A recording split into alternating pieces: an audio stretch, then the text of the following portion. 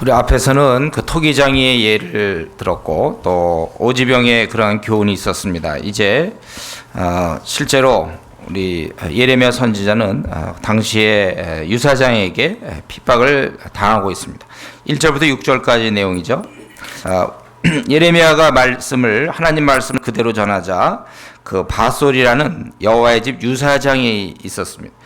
아마 그는 감독자가 될지 모르겠고 어떤 규율을 집행하는 자일지 잘 모르겠는데 어떤 경우는 이제 경비대장이 아닐까 뭐 이렇게도 얘기하는데 아마 감독 이런 것을 감독하는 무슨 규율부장이나 아마 그 정도 되는 것 같아요. 유사장. 그 바솔이 어떻게 했냐면 예레미야를 때렸다고 그랬습니다. 2절에 보면 예레미야를 때리고 그리고 여호와의 집 베냐민 유문에 있는 착고에 채웠더니, 그래서 착고에 채웠다는 개념도 되고 혹은 그러한 어떤 창고에 감금했다 이렇게도 해석이 되겠습니다. 그러니까 착고에 채워서 또 감금했다 그렇게 해도 될 것 같아요. 어쨌든 그를 때리고 그리고서 이제 감금을 했다는 것입니다. 그래서 하룻밤 지난 다음 날 3절에 다음 날 이제 풀어주게 되었습니다. 이에 예레미야가 하나님 말씀을 그가 이제 거기서 석방된 다음에 계속해서 얘기하기를 내 이름을 마골 및 사비비라 하라. 그것은 뭐냐면은 이제 사방에 너가 두려움이 된다 그런 뜻이에요. 그래서 4절에 보면 대저 여호와께서 이같이 말씀하실 때 보라 내가 너와 네 모든 친구에게 두려움이 되게 하리니 그들이 그 원수의 칼에 엎드러질 것이요 내 눈은 그것을 볼 것이며 내가 온 유다를 바벨 왕의 손에 붙이리니 그가 그들을 사로잡아 바벨론으로 옮겨 칼로 죽이리라. 그러니까 바솔 주위 사람들이 재앙을 당하게 되는 거예요. 바솔을 중심으로 주위 사람이 재앙을 당하기 때문에 바솔은 사방에 두려움이 된다는 것입니다. 본인과 친구들에게 재앙이 됩니다. 그래서 친구가 원수의 칼에 죽고 본인은 그것을 목도해야 하며 그리고 바벨론 포로로 이제 잡혀가서 거기서 칼로 죽을 것이다. 모든 부와 또 모든 소득, 귀물 모든 게 다 탈취게 돼서 바벨론으로 옮기고 또 그 본인도 그 바솔 본인과 가족 모두가 포로가 되어서 거기서 이제 죽어 묻힐 것이라고 되어 있습니다. 그리고 너와 네게 내가 거짓 예언으로 하여 들린 내 모든 친구도 일반이라 하셨느니라. 그 모든 친구도 마찬가지 죽는다. 이 바솔은 결국 예레미야 선지자를 때리고 감옥에 집어넣고 했는데 그 결과로 그는 비참하게 멸망당하는 것입니다. 바솔은 결국 가만 보면은 예레미야를 때리고 예레미야를 착고에 채우고 그가 감금했지만은 결과적으로 그것은 하나님을 대항한 것입니다. 하나님 말씀을 전하는 사자를 때리고 옥에 가두고 그가 그렇게 했다는 거예요. 그래서 그것은 결국 하나님을 대항한 것이라는 것이죠. 오히려 그에게는 바술이라는 사람으로 잘 모르지만은 그에게는 오히려 이런 유사장이라는 그 직책이 오히려 결과적으로 보면 그에게는 해가 되었습니다. 이런 면에서 우리가 참 조심해야 되죠. 하나님의 뜻을 충분히 알지 못한 채 직분자가 될 때, 지도자가 될 때 그는 그만큼 직분자 아닌 사람보다 불리하게 되는 거예요. 지도자 아닌 사람보다 불리한 것입니다. 그러면 그 유사장이 아니었고 그냥 아무것도 아니었으면 이렇게 할 리 없는데 자기의 책임이 이제 그런 것들을 나름대로 구별해서 분간해서 벌 주고 뭐 이런 직책을 갖다 보니까 대신 그가 하나님의 뜻을 전혀 몰라요. 직책은 그렇습니다. 직분자고 그렇기 때문에 결국 자기와 자기 가족과 친구들이 다 망하게 되는 것입니다. 그렇기 때문에 우리는 준비 안 된 채 교회의 직분을 맡을까 두려워하셔야 합니다. 맡은 만큼 더 큰 실수, 죄악을 범할 수 있기 때문입니다. 항상 이런 얘기하면 또 그건 목사님 당신에게 적용하세요. 이런 분이 있다면 안 되죠. 바로 우리가 지금 한국교회를 책임져야 된다고 그랬어요. 우리 중에 아무도 나는 뭐 평생 그냥 이대로 예배만 드리고요. 수예배도 때 되면 나오고 주일 예배 드리고 저는 그냥 뭐 평신도로 그냥 이렇게 살면 됩니다. 이렇게 생각하는 것은 그건 너무 그건 하나님의 뜻을 대항하는 거예요. 그건 하나님께 너무 죄송한 일입니다. 우리는 마땅히 이제 우리가 어떠한 형태든지 어떠한 모양이든지 여러분들이 어느 나라에 가든지 이제는 우리가 마땅히 하나님의 일꾼이 되어야 되는데 혹시 준비 안 된 일꾼이 될까 두려워해야 되는 거예요. 그러니까 저는 그 선교사님을 떠나는 사람들 참 용감하다고 생각해요. 거의 준비 안 하고 그냥 가. 막 그러면서 담대함인지 그러면서 하나님 의지하는지 모르지만 용감무쌍하게 가요. 하나도 준비 안 해놓고 몇 명의 영혼도 구원해 본 경험도 없이 떠나는 거예요. 성경 모르죠. 그냥 가요. 조심하셔야 돼요. 우리 그렇게는 안 됩니다. 우리가 하나님 말씀을 부지런히 연구하고 깨달은 가운데서 또 우리가 이러한 가운데서 우리가 이런 직분을 맡아야 되는 것입니다. 우리는 예레미야 이런 모습을 보고 그 당시 그는 매를 맞고 다 큰 어른이 매를 맞고 또 착고에 체험을 당하고 감옥에 들어가고 그가 하나님 말씀을 전했기 때문에 그랬습니다. 그가 하나님 말씀만 전하지 않고 시대의 분위기에 맞춰서 얘기했다면 인기를 많이 얻었겠죠. 그러나 하나님 말씀을 그대로 전하다가 그는 이렇게 매를 맞은 것입니다. 최근에 여러분 매 맞은 경험이 최근에 언제 있습니까? 이제 매를 맞고 그가 이제 감옥에 들어간다. 우리는 지금 한국에 살고 있습니다. 한국에서는 주님의 일을 한다 그래서 매를 맞거나 감옥에 들어가진 않아요. 물론 이단 비판하다가 이제 이단들한테 얻어맞는 수는 있어요. 통일교 비판하다 가서 막 얻어 터지고 이제 그러는 경우는 좀 있지만 좀처럼 우리가 주의를 한다고 매 맞지는 않을 거라고 생각하는데 그렇죠 여러분들? 매는 잘 안 맞을 거예요. 근데 이제 어떠한 우리는 매 대신 그런 외적인 그런 거 말고 내적인 어려움이 우리에게 있는데 그것은 뭐냐 하면 혼자 좀 이상한 길을 가는 것 같은 그런 알지 못하는 좀 무리로부터 이렇게 소외된 소외감, 고독.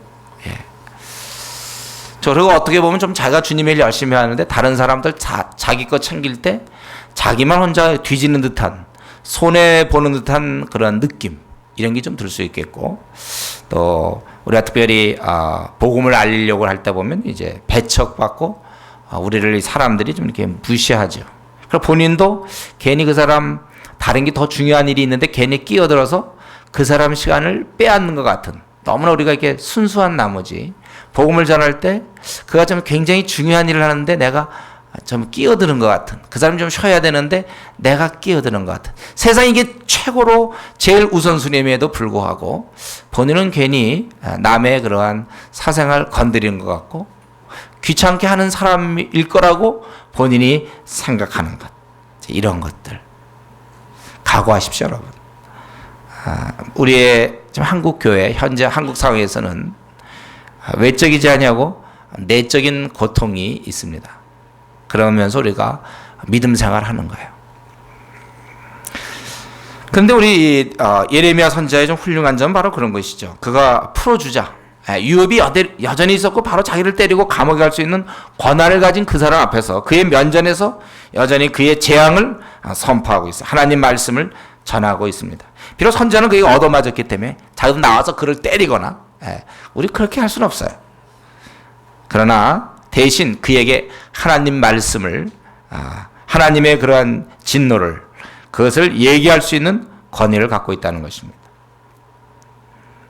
우리는 이런 면은 좀 배워야 돼요. 우리가 비록 당할 건 당합니다. 그러나 제가 보기 바솔이든지 누구든지 함부로 그 예레미야를 대하기가 어려운 그 무엇을 예레미야는 갖고 있을 거라고 생각합니다. 어떻게 표현을 못하겠지만 하늘나라의 일꾼이 갖고 있는 어떤 기계랄까, 어떤 당당함, 권위, 이제 이런 것들. 어떤 하나님의 일꾼이기 때문에 오는 건 내적인 어떠한 그 가마력일까, 이런 것들이 있다는 것입니다. 저는 여기 물론 본문에 안 나왔어요. 지금 예레미야가 그런 게 있었다 이런 게 안 나왔어요. 그러나 제가 생각할 때 예레미야가 이런 걸 외칠 때 바술이 사실은 그렇게 경시하고 멸시만 하기 곤란한 그 무엇을 조금이라도 느끼지 않았겠는가 이런 생각을 해요. 그리고 사실은요 우리가 성경적으로 보더라도 하나님 나라 백성이 당연히 그 예수님에게 그런 권위가 있지 않았습니까? 우리들이 예수님이 내다 그럴 때 잡으러 왔다가도 물러나고 이러는 것처럼 우리가 참으로 하나님의 자녀들이라면 이 우리 직장이나 학교에서 아니면 가정에서 좀 뭔가 좀 그런 거룩한 모습, 뭔가 좀 이렇게 꽉 차 있는 그러한 모습, 좀 해프지 않는, 만만히 보기 곤란한 그런 모습이 우리에게 있지 않아야 될까, 그런 생각을 합니다. 아마도 그 초대교인들이 장작더미에 재가 되면서도 그들에게는 어떤 그 감히 범접할 수 없는 어떤 신령한 능력, 이런 것이 있으리라고 생각해요. 저는 요 말씀, 지금 이 예레미야가 딱 그 앞에서 매맞고 그 사람에서 감옥 이렇게 착고에 채이고 그렇게 돼 있지만은 그가 풀어주자, 나와갖고 네가 이렇게 된다, 이런 얘기할 때 얼마나 그 좀 권위가 있었을까, 이런 생각을 해요. 어쨌든 그는 바술에 대해서 여전히 매를 맞았음에도 불구하고 계속 하나님 말씀을 전하고, 형벌을 얘기하는 중에 거기 보면 좀 우리가 좀 눈여겨봐야 될 게 6절 마지막에 보면 너와 네가 거짓 예언을 하여 들린 네 모든 친구도 일반이라 하셨느니라. 바술만 벌받는 것이 아니라 여기 보니까 그의 얘기를 들었던, 그래서 아마 따랐겠죠. 그래서 친구가 됐는지 모르겠지만은 그런 거짓 예언을 들었던 그 많은 사람들, 그래서 모든 친구가 됐는지 모르겠는데 그들도 형벌을 받았다는 것입니다. 그들도 받는다는 거예요. 이들은 얘기하시죠. 우리는 몰라서 그랬습니다. 성경은 근데 언제든지 그건 얘기하고 있죠. 우리의 무지함은 변명이 될 수 없다, 이렇게 돼 있어요. 우리가 그리고 우리의 책임. 몰라서 그랬다고 변명할 수 없다는 것입니다. 여러분 항상 명심하십시오. 자기의 신앙은 자기가 책임지는 거예요. 자기의 신앙은 자기가 책임지는 것입니다. 물론 그 서구 교회, 지금 영국이나 미국이나 뭐 이렇게 오스트레일리아든가 뭐 이런 나라들, 이런 교회에서 자라는 사람들 영성 없어요. 그래서 얼핏 보면 그것도 사실은 뭐 우리가 지금 서구 기독교 몰락해 가는 분위기에서 내가 자라서 원래 나는 목사님도 제대로 못 만났고 교회도 제대로 못 만나서 내 신앙은 이렇게 됐습니다 하고 혹시 나중에 하나님께 혹시 자기가 변명할지 모르겠어요. 그러나 그것은 안 된다는 거예요. 그런 분위기에서도 역시 또 신앙생활 잘하는 사람이 있거든요. 결국 신앙은 자기 책임입니다.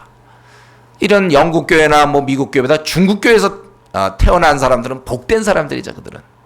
그들은 순수한 신앙을 가질 수 있어요. 분명히 중국 교회는 이면에서 축복받았습니다. 그러면 저 미국에서 태어난 사람들, 우리는 중국에서 태어나지 않으니까 우리는 억울하다, 그렇게 얘기할 수 없다니까요. 미국에서도 신앙 좋은 사람이 있어요. 영국에도 있습니다. 아주 드물지만. 그럼 본인들의 책임. 중국 사람들 물론 복 받아서 저들은 어쩌다 중국에서 태어나는 바람에 제대로 된 신앙을 그들은 갖고 있는지 모르겠어요. 그러나 또 중국 사람들에게 여전히 약점 뭡니까? 성경을 모른다는 거. 잘 믿음은 참 뜨거운데 주님은 되게 열심히 있는데 가면 약간 사입이랑 섞여 있어요. 기복신앙과 막 섞여 있고 막 짬뽕돼 있어요. 우리가 할 일이 이제 가서 그거 풀어 헤쳐줘야 돼. 성경에서 무엇이라고 얘기하는지, 잘못된 기복신앙이라든가 이런 것들에서 바르게, 거기 막 애도 막 바치는 경우도 있고 그런데 바르게 가서 우리가 해줄 책임이 저와 여러분 모두에게 있는 것입니다. 그런데 어쨌든 모르는 건 자기 책임이에요. 한국교회에서 전 태어났기 때문에 어쩔 수가 없습니다. 내 신앙이 미지근한 거, 아주 한국교회 천만성도 대부분이 미지근한데요. 뭐 주일 예배만 드리고 집사도 술 먹는 마당에 뭐 이 정도인데요. 뭐 그래도 안 돼요, 여러분들.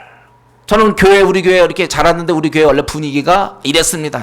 교회도 마찬가지입니다. 그건 운명적이지 않아요. 여러분의 신앙은 여러분이 찾아 먹어야 되는 것입니다. 우리가 각자 알아서 신앙생활을 해야 돼요. 내가 어느 교회를 다녔는데 A라는 교회를 다녔는데 A라는 교회에서는 예를 들면 전도 강조 안 한다. 나도 안 한다. 소용없어. 성경을 잘 보고 전도해야 된다. 이걸 배워야죠.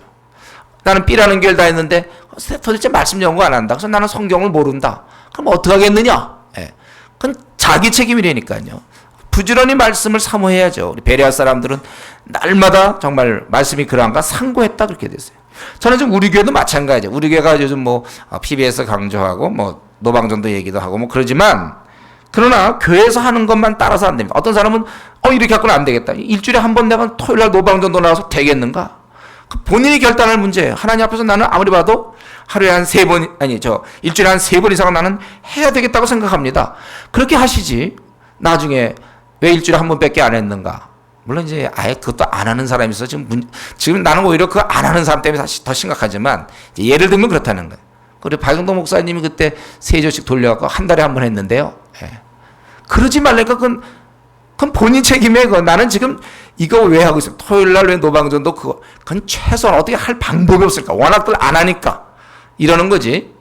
그래서 세조로 돌리고 있지. 원래는 몽땅하는 거죠, 원래. 예. 또 PBS 자기가 이것도 마찬가지. 내가 이거 기껏 66권 다 연구하고 주님 만나고 되겠는가? 나는 한 3번은 연구해야 되겠다. 그런 마음이 불타올라야지. 제가 왜 주님 만날 때 66권 한 번밖에 연구 못했습니다. 그렇게 하는 사람이 지금 우리나라에 별로 없지만, 그러나 그것도 자기 문제란 말이에요. 자기가 생각할 때 내가 더 해야 되겠다. 우리 박 목사님이 기도 최소한 더 1시간 하라고 했다고 해서 1시간 딱 해놓고 했다고 아니라, 나는 내 신앙과 우리 집안의 문제라든가 내 앞날의 문제 보니까 나는 3시간씩 해야 되겠다. 하세요. 예. 그걸 갖고 자꾸 주내교에서 그렇게 배웠거든요. 저는 1시간 하는 거 배웠기 때문에. 그게 아니라 제가 왜 그랬냐면요. 원래는 많이 하는 거예요. 기도는 상한 선이 없어요. 예? 5시간 하면 좋아요. 근데 이제 워낙들 안 하는 사람도 많고 1시간 하는 것도 힘들어하는 사람 많아서 그냥 1시간은 해야 됩니다. 이 얘기하는 것이지. 그거 1시간 해놓고 나중에 주님 만날 때 이제 자기가 1시간 신앙 혹시 1시간 기도해갖고 충분히 자기 가정의 문제나 자기 그런 어떤 앞날의 문제나 자기 어떤 성격의 문제나 자기 믿음의 문제가 해결 안 됐을 때 그거 왜 그랬는가? 예. 박 목사님이 1시간 하라고 그랬기 때문에. 그러지 말라니까요. 지금 신앙은 자기 책임이에요. 여러분이 알아서 하세요. 저는 그냥 얘기할 뿐이지, 자기가 알아서 내가 딱 생각하니까 하루에 한 3시간은 기도해야지. 내가 이 상황 속에서 우리 가족이 이런 문제가 있는데 이야! 뭐 3시간 하면 하나님 철학기도 하라니까요. 예, 그렇게 하면 되는 거예요. 자기가 판단하는 거예요. 꼭 우리가 PBS 그렇게 일주일에 뭐 1장, 2장 해야 된다. 그런 법이 없다니까. 일주일에 10장씩은 뭐가 문제입니까? 20장 하면 누가 뭐랍니까? 본인이 하란 말이에요. 신앙은 각자의 문제. 특별히 여기는 지금 잘못된 지도자를 만난 그 친구들이죠. 바술 같은 사람을 만나갖고, 와, 바술. 예. 바술 씨를 늘 쫓아다니던 사람들 같이 간다 이거예요. 그러니까 우리가 그것도 잘 분간해야 돼요. 전 때때로 너무 어떤 경우 있잖아요. 교회에서 막 헤매고, 들어보면 뭐 교회에서 그런 게 그렇게 많진 않겠지만 어쨌든 들어보면 진리가 아니고 막 기복신앙만 강조하고 막 이런 교회에 있는 사람이 막 너무 고민하고 그러면 저는 좋은 교회 소개시켜줘요. 왜냐하면 그거 나중에 주님 만나야 되거든요. 그 사람 그런 게 맨날 기복신앙 교회에서 있다가 그러고서 죽은 다음에 주님 만났을 때 아무것도 해놓은 게 열매가 하나도 없어요. 뭐 전도를 했어요. 뭘 아무것도 안 했어. 지금 강남에 있는 대형 교회들, 큰 교회들 말이죠. 보면은 전도하는 사람은 소수만 전도하지 나머지 사람은 안 합니다. 편안하게 예배드려요. 저는 나중에 그 책임자, 그 지도자, 목사님 하나님 앞에서 한번 자기의 그 입장을 얘기해야 될지 모르겠어요. 두려운 일이죠. 우리 신앙은 각자 하는 것입니다. 누구 자꾸 따라가지 마시고, 목사는 여러분들을 최소한을 돕는 것이고, 그러나 성경에 더 근거하여 더 열심을 내면 되는 거예요. 목사보다 더 많이 기도하고, 목사보다 더 많이 성경 보고, 목사보다 더 많이 전도하고, 더 주의 확장을 위해서 여러분들이 일하셔야 돼요. 목사님이 항상 기준이고 거기에 한 70% 정도 내가 따라간다. 아니에요. 목사님 기준이고 이거는 하한선이다 생각하고 여러분들이 더 열심히 신앙생활 잘해서 결국 나중에 다 하나같이 주님 만날 거거든. 열매가 무엇이냐? 예? 열매가. 그때 어떻게 또 박영동 목사 이름 되겠습니까? 안 되겠습니까? 여러분? 예? 미리 얘기하세요. 지금. 안 하시겠죠? 예. 여러분이 신앙을 하나님 앞에 누가 기도시켜서 하고 누가 성경 보라고 해서 봅니까? 하나님 앞에 자기가 이게 옳은가? 옳다면 하는 거예요. 이제 그렇게 얘기하고 그는 7절부터 우리 13절까지 보면 그가 아주 어려운 가운데 핍박 가운데서 여전히 핍박은 계속되고 있는 거거든요. 앞으로 그렇게 될 거라고 저들이 벌받을 것을 예언했지만 그래서 지금 현재 이런 핍박은 계속되고 있는데 그때 그는 하나님을 의지하고 있습니다. 선제답게. 그래서 거기 7절부터 보면은요. 여호와여 주께서 나를 권유하심으로 내가 권유를 받았사오며 주께서 나보다 강하사 이기셨으므로 그래서 이제 자기가 사실은 어떻게 된 거예요? 선지자가 된 것이죠. 이렇게 권유하시고 또 강하사 이기셨으므로 어떤 본문에 보면 이제 속여서 자기가 속임당했다 뭐 이렇게도 이제 표현되는데, 제가 보기엔 그냥 우리말이 좋은 것 같아요. 권유를 받고 또 하나님께서 그를 갖다가 즉 하나님의 능력에 압도되어서 결국 선지자가 되었다는 것이죠. 그러나 결국은 어떻게 했어? 그래서 내가 매일 조롱거리가 되니 사람마다 종일토록 나를 조롱하나이다. 선지자가 되는 바람에 또 조롱도 받게 되었습니다. 내가 하나님 말씀을 전할 때마다 그 내용이 이스라엘에 대한 강포와 멸망을 외치게 되니까 저들이 종일토록 나를 모욕하고 욕합니다. 예. 제가 늘 강포와 멸망을 늘 얘기하게 되기 때문에 저들이 모욕한다. 그래서 제가 생각하다가 그럼 내가 전하지 말아야 되겠다. 하도 이제 저들이 강포를 행하고 모욕을 하고 조롱을 하고 너무 힘드니까 자기가 이제는 다시 하나님 말씀을 전하지 않겠다고 이렇게 자기가 마음속에 그렇게 생각을 해봐도, 그러나 나의 중심이 불붙는 것 같아서 골수에 아주 뼛속에 사무치니 답답해 견딜 수 없다. 아주 여러분들 어떤 거냐? 꼭 얘기해야 될 거 있잖아. 막 답답해. 특별히 오해 같은 거 받을 때. 그게 아닌데 이거 막 털어놓지 않으면 그냥 견딜 수 없지 않습니까? 제가 부부간에도 그러라고 그랬어요. 부부간에도 내가 참고 말지. 절대로 그렇게 하면 안 된다고 그랬어요. 그 자꾸 속으로 쌓여. 그걸 터뜨려야 돼. 지금 여기서는 어쨌든 그가 자기가 너무 조롱을 당하고 강포와 멸망, 자기가 너무 이렇게 욕을 당하고 이렇게 되니까, 모욕이 되니까 자기가 전하지 않겠다고 이렇게 생각해봐도 그럴 수가 없는 것이 중심이 불붙는 것 같아서 골수에 사무치니 그거 전하지 않고는 답답해서 견딜 수가 없다는 거예요. 그래서 그 결과로 무리의 비방과 사방의 두려움을 듣게 되는 것입니다. 그래서 그들이 얘기하기를 뭐랍니다. 나는 무리의 비방과 사방의 두려움을 들었나이다. 10절입니다. 그들이 이르기를 고소하라, 우리도 고소하라. 저 원수들끼리 서로 고소하도록 독려하고 있는 모습이에요. 고소하라, 우리도 하겠다. 자꾸 이게. 그리고 친한 벗도 나의 그런 넘어지기를 기다리고 있다는 것입니다. 이러한 상황입니다. 이러한 가운데 그는 하나님을 의지하고 있어요. 하나님은 두려운 용사, 나와 함께 하십니다. 그러므로 나를 박해하는 자가 넘어지고 지혜롭게 행치 못해 큰 수욕을 당하되 영영이 잊지 못할 것이다. 자기는 비록 수욕을 당해도 그건 이제 잠깐이면 되지만 악인은 이 수욕이 영영이 계속된다는 거예요.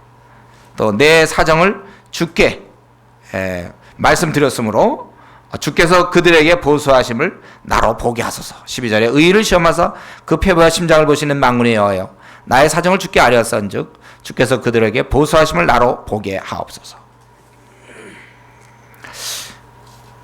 이들은 사실 돌이키지 않는 악인들입니다. 하나님 말씀이 그렇게 선포돼도 오라고 선포하는 그를 죽이려고 하고 그를 괴계에 빠뜨리려고 하는 이제 그러한 자들입니다.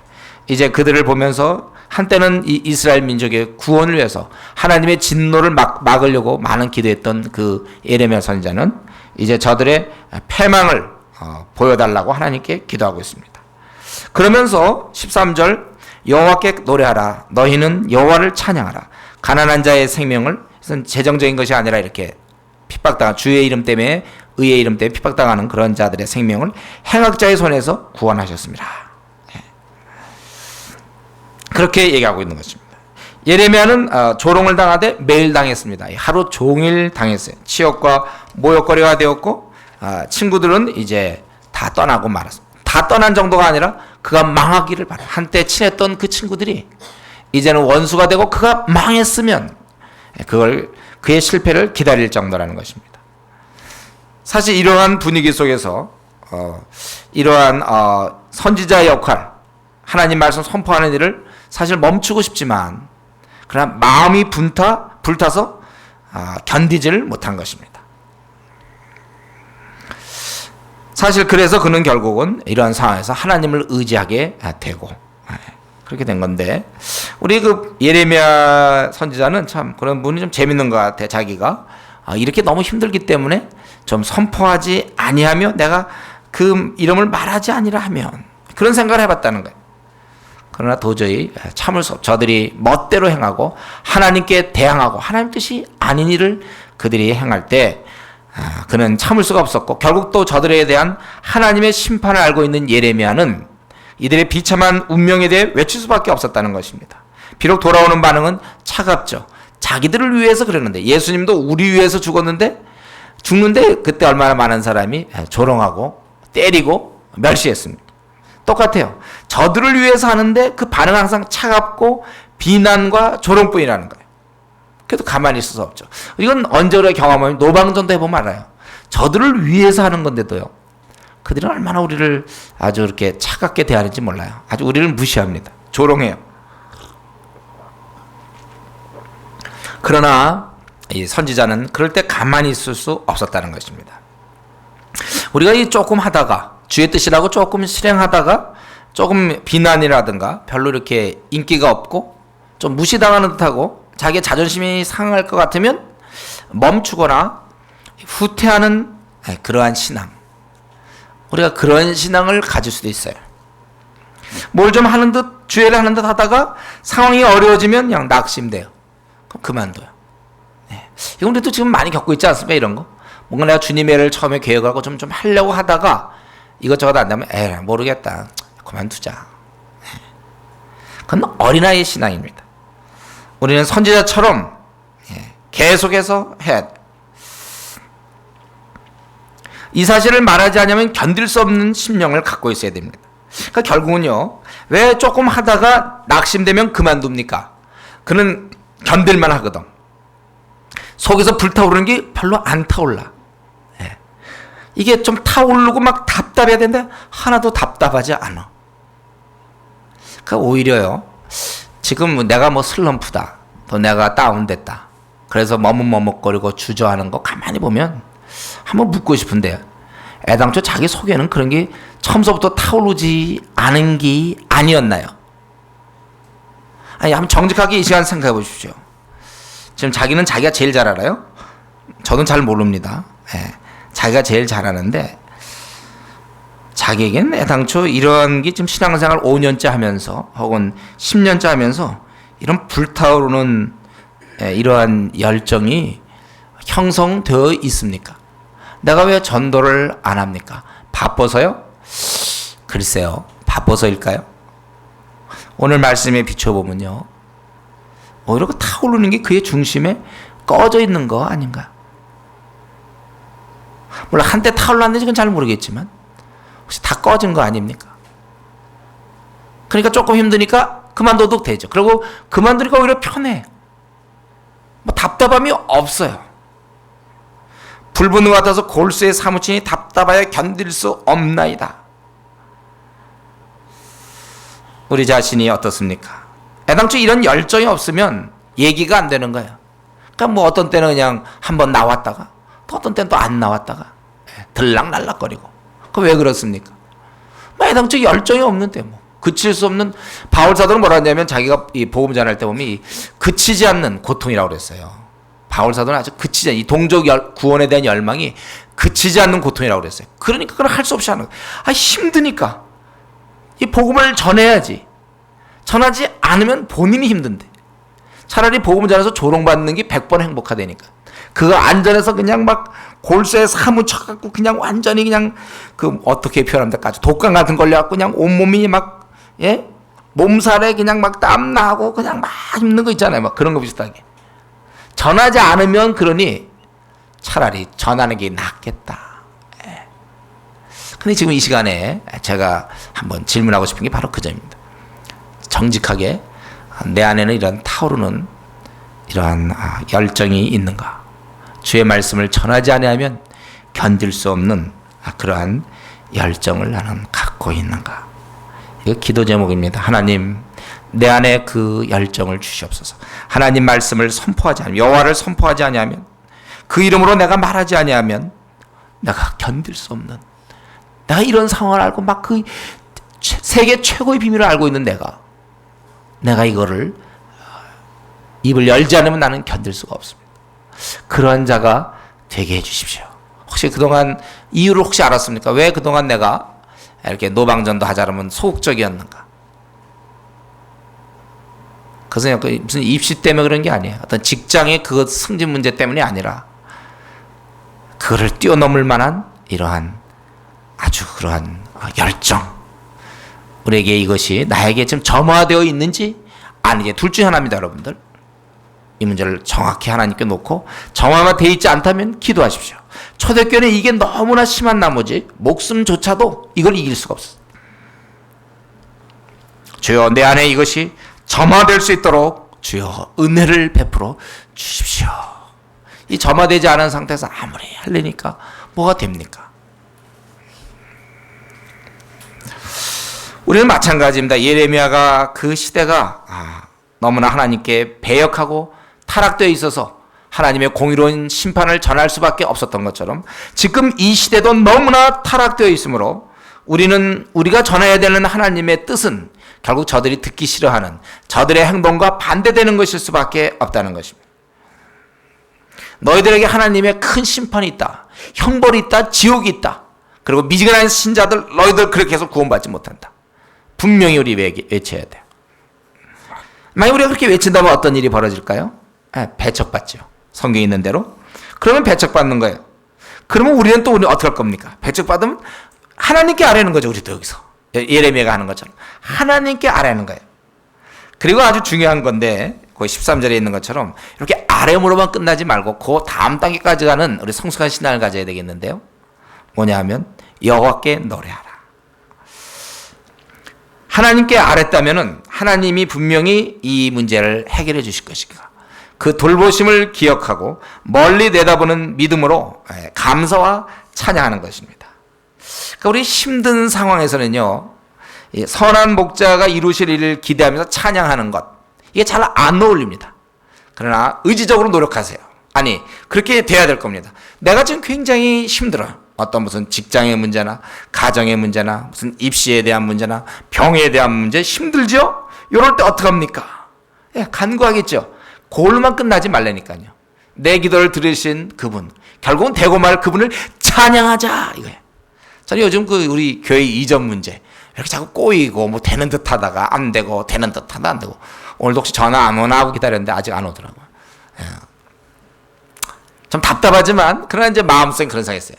찬양할 날. 결국 하나님이 여기 주시려고 그동안 그랬구나. 우리가 다음에 이제 우리 이전 예배 드릴 거면 꿈꾸세요. 우리가 그렇게 될 겁니다. 찬양하자니. 우리 좀 제작 하나도 없지만 그러나 거기서 찬양할 것, 뭐 이런 데를 다 하나님이 주시다니. 찬양할 것을 우리가 꿈꿔야 돼. 아니, 조목적으로 우리가 가야죠. 그 대학을 가야죠. 어느 대학이라고 얘기 안 하겠지만 그 대학 가야죠. 그 대학 가서 거기서 스탠드에서 수많은 사람이 예배를 드려요. 그날에 대해서 찬양하자. 선한 목자께서 당신의 뜻이라면, 주님께서 모든 족속 제자 삼으랬는데 그 모든 족속 제자 삼으면 얼마나 많은데, 그런데 여기서 뭘 어떻게 합니까? 하나님께서 주실 것을 믿고 우리가 좀 찬양해야 돼. 그래서 힘든 상황일 때 자꾸 힘들다 하지 말고 좀 결국은 또 날 풀어주실 그분을 좀 묵상하는, 찬양하는 그러한 우리 좀 약간 차원을 달리하는 그런 신앙을 소유할 수 있도록 기도하십시오. 뭐가 안 되면 뭐 끝난 것처럼, 직장 뭐가 떨어졌다든가, 뭐가 결혼 문제가 잘 안 풀렸다든가, 뭐 자식의 문제, 남편 아내의 문제, 사업의 문제, 그걸 뭐 끝난 것 같이 그러지 말란 말이에요. 안 끝났어요. 더러는 기도하고 있기 때문에 선한 그분께서 가장 좋은 것으로 주실 것이다. 우리 야고보서에 보면 그분은 가장 자비로우신 분이라고 그랬어요. 자비로운 분께서 우리를 맡아주시니까 우리는 찬양해야죠. 불평하면 안 되죠. 찬양. 현재 나에게 주어진 상황은 과정이다. 그렇게 믿습니까? 과정이라고 믿습니까? 아니면 이제 끝났다 이런 생각하십니까? 끝났다. 나는 이제 떨어졌으니 땡이다. 과정이다 이거야. 그걸 생각하세요. 찬양을. 그래서 여호와께 노래하라. 너희는 여호와를 찬양하라. 왜냐하면 그가 이렇게 힘든 자들, 그들을 행악자의 손에서 구원하셨습니다. 이렇게 우리 이러한 예레미야의 이런 모습, 그를 찬양하자고 하던 모습. 그러나 그 다음에 곧 이어서 14절부터 18절까지는 전혀 또 다른 모습이지. 찬양하면 그 다음에는 14절부터 막 찬양 얘기가 막 나와야 되는데, 내 생일이 저주를 받았다면, 나의 어미가 나를 생산하던 날이 복이 없었다면. 어디서 많이 듣던 것 같잖아요. 욥도 이런 게 비슷해요.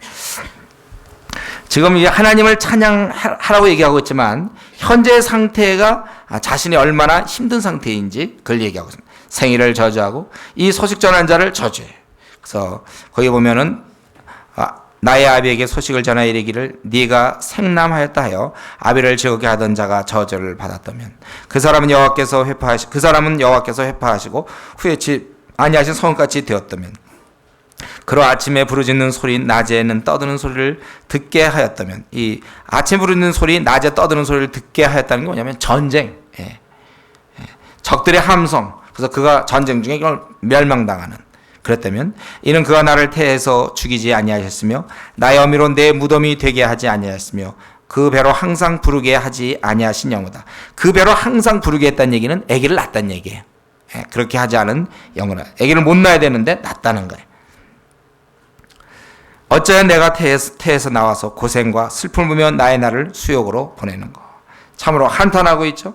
내가 태에서 나와서 고생과 슬픔을 보며 나의 날을 수욕으로 보내는 거. 이게 지금 이 14절부터 18절은 어떤 원망, 이 저주보다는 현재 자신이 처한 상태에 대한 고통과 고난을 사실은 다른 식으로 하나님께 아뢰는 거라고 볼 수 있어요. 실제 저주가 안 되는 것은 이미 지나간 날을 말하면서 자신의 비통한 심정을 토해내고 있는 것입니다. 그는 현재 상황을 아주 힘들게 보내고 있어요. 비록 그가 원수에 대해서 최후 승리를 믿고 있지만은 자신이 힘든 상태를 하나님께 토로하고 있는 것입니다. 왜냐하면 선지자는 별로 낙이 없어요. 그들 백성은 절대 안 바뀝니다. 아무리 대고 떠들어도 얘기 바뀌지 않고 또 그 내용도 뭐냐면 너희들 멸망당한다는 말을 해야 돼요. 이런 얘기하기가 얼마나 힘듭니까? 그 사람 면전에서 그 사람들에 대해서 아무도 그렇게 얘기 안 하는데 그리고 바뀌지도 않고 오히려 자기를 잡아 때리고 또는 죽이려 하고 친구도 다 등져 있고 외톨바이가 되고 이제 그렇게 되는 거예요. 벽에 대고 외치는 것 같아요. 절망적입니다. 아무래도 안 바뀌고 조롱하고 사람들이 비웃고 죽이려고 한단 말이에요. 배척하고 욕하고 우구는 참 없고 외롭게 정말 이 당대와 싸우고 있는 한 시대와 싸우는 그러한 예레미야로서 그런 고통을 이렇게 표현하고 있는 것입니다. 우리는 오늘 이 본문을 통해서 이 선지자의 고뇌를 알 수 있어요. 그도 하나의 인간으로서 물론 하나님이 주신 그 사명을 너무나 크기 때문에 그것을 감당하려 하지만 도무지 열매가 없어요. 갈등과 고통 그런 가운데서 그가 너희들은 파멸당한다, 죽는다, 밤낮 안 좋은 것만 외쳐야 되는 것입니다. 예레미야 선지자 우리가 성경의 아주 대선지자로서 아주 큰 인물이었지만은 그는 편안한 상황 속에서 사역을 쉽게 펼친 것이 아닙니다. 우리가 다시 한번 이 시간에 기억해야 될 것은 주님의 일은 우리 이렇게 연약한 인간이 하는 거예요. 능력 없지만 그래도 하는 것입니다. 이런 것을 전혀 못 느끼는 사람이 하는 게 아니라 이걸 다 느끼면서 몸으로 고난, 고통을 경험하면서 비통함을 경험하면서 하는 것입니다. 이건 이전에 바울 사도도 얘기했죠. 우리가 복음과 함께 고난을 받게 돼 있는 것이고 주님도 그 길은 원래 좁은 길이고 그 길에 고난이 있는 것입니다. 다시 한번 우리가 이 시간에 생각해 봐야 될 것은 우리가 주님을 섬기려 할 때 특별히 제대로 섬기려 하려 갖고 주님의 우리가 말씀에 순종하며 주님을 따르려고 할 때 주님의 일을 감당함에 있어서 우리가 그 일이 쉽지 않다는 것. 그것은 참으로 어렵다는 어렵다는 것을 우리가 깊이 인식하고 있어야 되는 것입니다. 우리가 주님의 일을 감당함에 있어서 우리에게는 많은 고난이 있는 것입니다. 각자의 십자가를 지고 주를 따르는 겁니다. 내가 진 십자가는 구체적으로 어떤 겁니까? 나는 참 주님을 딱 만나면 내가 이거 참 주님 일하느라고 이것 때문에 내가 참 힘들었습니다. 현재 내가 주님을 섬기는데 나는 이것 때문에 내 스스로 참 하나님께 내가 드린 부분이죠. 참 이것 때문에 내가 고생한다. 나는 지금 어떠한 고난을 받고 있는지. 또한 우리는 이 예레미야의 이러한 모습, 그가 이 땅에서 공중의 권세 잡은 자가 통치하는 이 땅에서 주님의 뜻을 따를 때, 그래서 주의 뜻을 선포할 때는 그 대부분 반응이 좋지 않은 것입니다. 대다수가 거부하고 있어요. 그래도 그는 끝까지 싸우는 모습을 우리에게 보여주고 있습니다. 때로 안 되면 결국 마지막엔 혼자라도 싸울 수밖에 없는 거예요. 주위의 선한 동역자의 도움을 받으면서 우리가 싸워야 되지만은, 바울 사도도 보면 그 주위에 이런 사람이 있었지만 때로는 최악의 경우 어떤 지방에 가서는 혼자 또 버텨야 된다면, 최악의 경우에는 모든 친구들에게 다 버림받고 어쩌면 우리가 혼자라도 그 길을 가야 한다면 우리는 또 가야 되는 것입니다. 우리는 오늘 이 본문을 통해서 보면은 그 예레미야가 참 그 친구들과 또 그러한 많은 사람들로부터 어려움을 배척을 받고 자기 생에 대해서 자기 생애를 저주하고 있는 이런 그 고통 가운데 있는 그러한 모습, 그는 정말 고독하게 세상과 싸우고 있는 하나님의 일꾼이었다. 이럴 때 그는 하나님과 대화하면 되는 거예요. 모든 친구가 버려도 하나님이 계시기 때문에. 저는 이런 면에서 우리도 각오하셔야 됩니다. 우리가 특별히 이 진리 수호 이 시대 말세 때에는 특별히 하나님 말씀 그대로 행하기가 어렵고 그대로 전하기가 어렵습니다. 루터 같은 경우에도 그가 그 모든 사람이 그 교황의 권위 아래서 잘못된 길을 가고 있을 때, 그 얼마나, 물론 돕는 사람이 이제 중간중간 나타나지만 얼마나 그 외로운 싸움을 했습니까? 힘든 싸움을 했습니까? 많은 자로부터 버림받을 수 있고 때로 생명의 위협도 우리가 당할 수가 있는 것입니다. 우리는 이러한 예레미야 선지자 이런 모습을 보면서 우리는 때로 주님의 복음을 위해서 외롭게 집에서 이해받지 못하고 또 직장에서도 이해받지 못하고 우리가 외롭게라도 투쟁을 해야 된다는, 그것을 우리가 각오해야 됩니다. 예배만 드리는 것은 쉬워요. 그저 큰 교회 가서 예배 쫙 드리고 끝나고 뭐 놀러 가고 뭐 주일날 외에는 평일날 그냥 쓱 지내고 좀 착한 사람으로 지내고, 그건 쉬운 일입니다. 근데 그 착한 사람으로 지내는 게 아니라 거기서 하나님의 뜻을 전하려고 할 때, 사람들에게 복음을 소개하고 모아서 성경 공부할 때, 이제 이때 많은 어려움이 있는 것이죠. 우리는 이제 예배만 드리고 우리 이렇게 복 받고 이런 시대는 우리는 지났습니다. 아니, 이 시대에 그렇게 살아도 안 돼. 그건 오히려 또 다른 의미에서 하나님께 거역하는 거예요. 하나님을 대항하는 것입니다. 우리 지금 이 시대에 그렇게 살면 안 돼요. 예배 겨우 드리고 또 피배에서 겨우 예수 배우고, 그게 뭐예요? 왜 그렇게 하고 있습니까? 우리는 이제는 주의 뜻을 행하는 자가 돼야 된다는 거예요. 배웠다면 배워줘야 될 입장이 있어요, 우리에게. 그래서 우리는 이렇게 예레미야처럼 세상을 향하여 하나님 뜻 말씀을 전파하는 자가 돼야 된다는 것입니다. 그래서 우리 모두가 다 사실은 일을 해야 되는 거예요. 영적인 일을 해야 돼. 전투를 벌여야 되는 것입니다. 제가 말씀을 이제 마쳐야 되겠는데, 저는 항상 이런 말씀 전할 때 저의 한 가지 고민이 있다고 그랬습니까? 없다고 그랬습니까? 저는 늘 이런 말씀 전할 때 한 가지 고민이 꼭 있다고 그랬죠. 기억나시나요? 기억이 안 나서 고민해요, 여러분들. 기억납니까? 제가 한 가지 고민이 있어요. 저는 이런 말씀 전할 때 한 가지 고민이 있어요. 뭐냐면요, 예레미야에 대해서 얘기했습니다. 예레미야는 하나님의 뜻을 전하기 위해서 목숨의 위협을 받아가면서 복음을 전하고, 그는 친구들에게 배척받고, 그럴 때 하나님께 기도하고, 자신의 생이 너무 힘들고, 그래서 제가 가만히 있으려도 중심이 불타오르서 견딜 수 없고, 그 선지자는 그렇게 하고, 막 이런 얘기를 이제 실컷 하는데, 제가 이런 얘기 아무리 해도 가만히 있는 자에게는 소용이 없다니까요.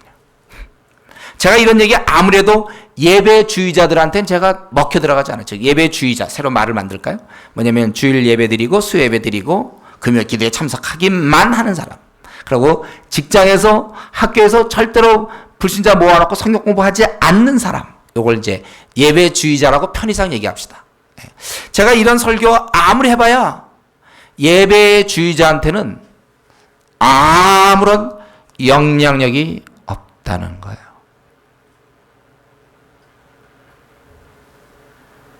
무슨 도움이 됩니까? 이렇게 예레미야는 죄 복음을 위해 싸우다가 죽을 뻔도 했지만 그는 끝까지 주님을 의지했고 최후 승리를 믿었고, 그러나 자신의 현실에 계속 고통스러웠고 어떤 때는 전하지 않으려고 해도 막 속에 불타올라서 그랬습니다. 우리 막 그 불타림이 있어야 됩니다. 한참 얘기하지만 예배의 주의자한테는 못 당한다니까요.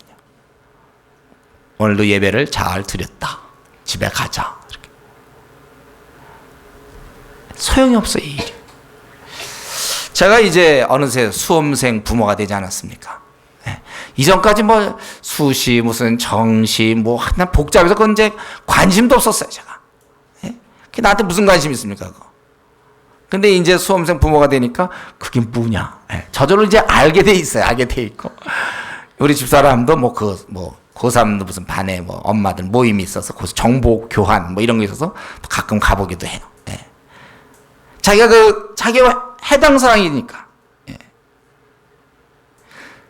우리가 결혼하기 전에는 무슨 뭐 형제 자매가 어떻게 만나고 뭐 어떻게 만납니까? 주의 뜻은 뭐 이미 결혼하고 나면 그게 무슨 관계 있습니까? 단계가 있단 말이에요. 자기가 막상 그런 데 관심이 있으면 이런 집을 이사 가고 그럴 땐 또 집에 대해서 막 또 관심이 있지만 다 이사 간다든가 집을 구입하면 그 다음에 부동산 지나갈 때 그냥 지나가잖아요. 그러나 이제 구할 때는 항상 뭐 나왔나 뭐 이렇게 늘 보는 것처럼 이게 관심이 그렇단 말이에요. 지금 이거 뭐냐면요. 제가 이거 지금 전쟁에 대한 얘기하는 거예요. 영적 전투에 대해서 얘기하는데 안 하려는 사람, 아니 안 하는 사람은 이런 게 재미가 없어요. 오히려 부담스럽다니까요. 성도가 꼭 그렇게 살아야 되나. 그러니까 예배 시간에 아주 피곤한 거예요. 부담되고 졸리고.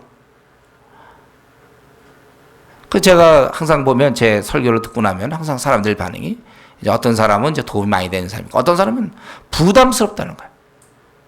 같은 설교 들어도 어떤 사람은 부담스럽고 어떤 사람은 도움이 됩니까? 전쟁하는 사람은 이런 말씀 들으면 아 이렇게 돼야 되겠구나. 그러나 평소에 전쟁 안 하던 사람은 이런 말로 관심도 없어요. 이런 것에 대해서. 요게 한계예요. 근데 성경 전체는 선지서를 보든지 바울서신 보든지 실제로 영적 전쟁을 막 한 사람이 이제 후배 군인들에게 이렇게 싸울 것을 얘기하고 있단 말이에요. 근데 안 싸우는 사람들은 그걸 봐도 아무 소용이 없어요. 저 이전에 바울서신 봤을 때 울지 않았다고 그랬죠. 안 울었어요. 봐도 뭐 눈물도 안 나와. 그러나 제가 막상 노방전도 하고 수많은 사람 만나고 당하다가 보니까 눈물이 나오다니까. 말씀이 그런 거구나. 위로가 돼, 말씀이. 야, 나도 이럴 때 더 힘내야 되겠고, 이럴 땐 이렇게 해야 되겠구나. 전법을 연구하게 되고, 바울사도는 이렇게 했고, 예수님이 이럴 땐 이렇게 했구나. 관심이 생기고, 그렇게 된다는 말이에요. 지금 제가 드리는 말씀은, 이것은, 예외가 없습니다. 성도라면은 누구나 다 이 싸움이 있는 거예요. 목사님, 저는 이렇게 안 싸우는데요. 저는 이런 싸움이 없는데요. 그러니까 그걸 고치려니까요. 우리 한국교회 1000만 성도들 중에 거의 많은 사람들이 안 싸우고 있어요. 그리고 안 싸우면서 집사가 되고 장로가 되고 권사가 되고 목사가 된다니까요. 교육자가 된다니까 안 싸우면서. 영적 전쟁에서 군인인데 싸우지 않는 군인. 지금 제가 이렇게 힘주어 얘기했는데 그러니까 무슨 말입니까 이게. 주위 사람과 원통하라 그 얘기예요. 직장에서 분명히 누구든지 후배든지 누구를 붙잡아서 복음을 가르쳐야 일이 시작되는 거예요. 직장에서든지 학교에서든지 아니면 우리 집 근처에서든지 아줌마면 아줌마 모아놓고 어떻게 한 명, 두 명 복음을 전해줘야 그래서 내가 주님 만날 때까지 내 나름대로 최소한도 20명 이상 거듭나게 하겠다. 아니면 주의 나라 확장을 위해 나에게 100명의 사람을 내가 거듭나게 하겠다. 이런 목표가 우리에게 있고 실제 싸워야 된다는 것입니다. 실제 싸우지 않는 사람에게는 지금까지 여러분들이 물론 주은혜 교회가 이게 오래 안 돼서 그렇지만은 하여튼 지금까지 교회를 오래 다녔어도 그건 다 그냥 소용없는 일이에요. 관심이 안 생기는데요. 자기가 싸워봐야 들으면 들을 때 이게 이렇게 되는구나. 관심이 생기죠. 자기는 지금 하나도 싸우지 않는데 들어보면 무슨 소용이 있습니까? 제가 여기 저의 한계라는 거예요. 예레미야의 한계가 어떤 건지 모르지만 저의 한계는 뭐냐면 전하는 자로서 어쨌든 뭔가 좀 사역을 하고 영적 전쟁을 벌려야 이러한 선지자의 이런 모습이 이해되는 것이지. 이런 거 없는 채 얘기해봐야 되지 않는다. 이게 제 마음의 안타까움입니다. 저는 바라기는 우리 교회 성도님들, 비록 우리가 수가 아직까지 적어요. 그렇지만은 앞으로 우리가 10,000명 또 50,000명, 100,000명, 200,000명으로 계속 될 때 모두가 하나같이 군사가 된다면 우리는 승리할 수 있어요. 우리 군인이 너무 없어요. 군복 입은 사람은 많은데 싸우는 군인이 참 교회마다 몇 명씩 이런 식이에요. 우리 모두가 다 군인이어야 합니다. 물론 자기의 바쁜 일이 있을 거예요. 그 일을 두 번째로 하고 첫 번째는 항상 먼저 그의 나라와 그의 의를 구하는, 전투하는 그런 군인이 돼야 됩니다. 시간이 좀 걸린다 할지라도 우리 반드시 여러분 일하셔야 합니다. 다들 일꾼이 되십시오. 주의 나라 확장을 위해서 열심히 뛰는, 예레미야 선지자는 예레미야 선지자대로의 하나의 삶이 있고 나는 나대로의 삶이 있어야지, 내가 가만히 있을 때는 예레미야와 나는 아무 관계가 없는 것입니다. 바라기는 우리 모두가 다 일꾼이 되어서 가만히 있는 자가 아니라 움직이는 자가 되고, 그래서 이런 말씀 들을 때 내가 더 열심히 해야 되겠구나 결심하는 그런 성도님 되기를 바랍니다. 우리 같이 한번 통성으로 기도하겠습니다. 우리 바술은 준비 안 된 채 지도자가 됐기 때문에 그는 참으로 이러한 죄를 범할 수밖에 없었습니다. 나는 하나님 나라의 이제 일꾼으로 이 시대를 책임질 사람들인데 내가 얼마만큼 준비되는가? 하나님 뜻을 내가 모르는 채 직분을 맡을 때 얼마나 위험한가? 이제 우리는 매를 맞거나 감옥에 가지는 않지만 우리나라에서는 대신 우리는 내적인 어려움을 겪게 될 것입니다. 우리 그것을 각오하시고, 또 아까 말씀드린 것처럼 우리가 알아서 커야지, 박영동 목사가 어떻게 해서 하는 게 아니고 우리 모두가 알아서 커야 합니다. 우리 교회 이 방식, 이건 최소한으로 보고 자기가 나름대로 기도 시간을 더 정하고 더 PBS도 더 하고 전도도 더 해야지, 교회에서 하는 거 따라가서는 안 돼요. 여러분들 알아서 하나님 앞에 결국은 열매를, 우리가 하나님 앞에 어떤 열매를 맺을, 내가 더 할 수 있었는데 교회에서 그렇게 1시간 기도하라고 그랬다고 해서 1시간 기도하고 토요일날 전도하라고 해서 그렇게 하고, 그게 아니라 알아서 신앙적으로 하나님 앞에서 헌신할 수 있어야 되겠고, 우리에게 주의 일을 하는 건 힘든 일이라는 사실 우리가 기억하면서, 무엇보다도 내 안에 이러한 타오르는 불길이 있는가, 나는 점화되어 있는가 아니면 꺼져 있는가, 다른 어떠한 것보다도 내 안의 상태가 어떤지 이걸 놓고 하나님께 좀 기도해서 불타는 사람이 되어서, 나도 이런 얘기를 때 남의 무용담을 듣는 것이 아니라 내가 직접 싸웠던 얘기를 우리 후손에게, 나의 자녀에게, 또 나의 동료에게 얘기할 수 있는 그런 사람이 되게 해달라고 같이 한번 통성으로 기도하겠습니다.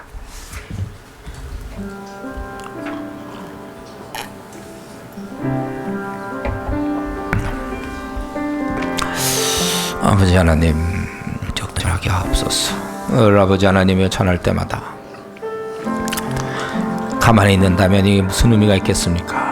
아버지 하나님, 정말 이 시대를 바라보며 우리 군사로 준비시켜 주시옵시고, 군사로 군복을 입고 가만히 있는 것이 아니라 영적 전쟁을 할 수 있도록 우리 하나님 은혜를 나려 주시옵시기를 원합니다. 걸어가신 하나님, 얼마나 많은 사람들이 놀고 있습니까? 아버지 하나님, 참 소수의 일꾼만이 이렇게 일하고 있사오니 자비하신 아버지 하나님 도와주시고, 아버지 하나님, 이렇게 일이 많은데 더 일할 수 있게 하여 주시며, 다른 것을 핑계하지 아니하고 속에서 불이 타오를 수 있게 하여 주시옵시기 원합니다. 아버지, 주의 말씀을 전하지 아니하면 견딜 수가 없고 골수에 사무쳐서 답답하여 견딜 수 없었던 아버지 하나님처럼 우리의 마음이 아버지 하나님 불타오르게 하여 주시옵소서. 주의 말씀에 불타오르게 하여 주시옵소서. 견딜 수 없게 하여 주시옵시기를 원하오며, 아버지, 무엇보다도 아버지, 이런 주의 일하는 것이 쉬운 일이 아니라 고난의 길인데 고난을 단단히 각오하고 아버지 하나님이여 그렇게 나갈 수 있도록 도와주시고 싸울 수 있게 하여 주옵시기를 원합니다. 우리 지금 아무도 쉬는 사람 없게 하여 주시옵시고, 예배의 주의자로 되지 말게 하여 주시옵시며, 아버지 하나님이여 참 실제로 일하는 자가 되게 하여 주시옵시기를, 아버지 하나님이여 일하는 자가 되게 하여 주셔서 하나님의 열매 맺게 하여 주시옵시고, 저희가 신앙생활할 때 아버지 다른 사람이 어떡하든지 자기 나름대로 아버지 하나님이여 그 뜻을 밝혀서 열심히 하나님께 열매 맺을 수 있도록 우리 하나님 도와주옵시기를 원합니다. 굽히지 않게 하여 주시고, 아버지 하나님 소식과 갈 수 있도록 하시고, 주의 나라 위하여 나아갈 수 있도록 우리 하나님에게 저까지 바르게 그렇게 살아갈 수 있도록 우리 하나님 은혜를 하여 주옵시기를 원합니다.